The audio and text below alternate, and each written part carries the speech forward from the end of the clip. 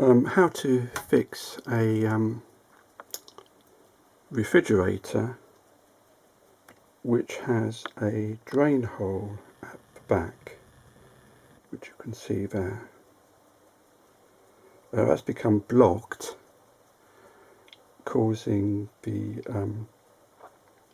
top of the fridge to collect water, very cold water, which disturbs the refrigerator system, causing it to overwork.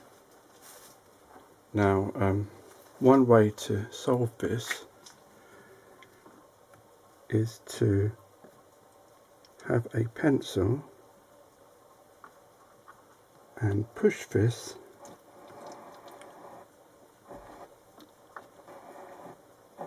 to the outside, and that opens up the hole and allows draining to happen.